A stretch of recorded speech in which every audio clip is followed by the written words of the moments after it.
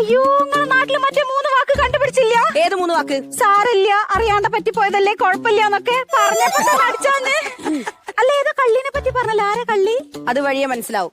ഈ കഴിഞ്ഞ മാസം 25-ാം തീയതി ബാങ്ക് മോഷണം പോയത് നിങ്ങൾ അറിഞ്ഞോ? ബാങ്ക് ഒന്നായിട്ട് മൂടോടെ കൊണ്ടുപോയോ? അയ്യോ അങ്ങനെയല്ല, ബാങ്കിലെ പൈസ മോഷണം പോയത് അറിഞ്ഞോന്ന്. ആ അങ്ങനെ വ്യക്തമായിട്ട് പറയാ, അത് ഞാൻ അറിഞ്ഞ്. ഞാൻ ഇവിടെ വന്ന് പറയുന്നതിന് മുമ്പ് ഈ സാധനം എങ്ങനെ അറിഞ്ഞു?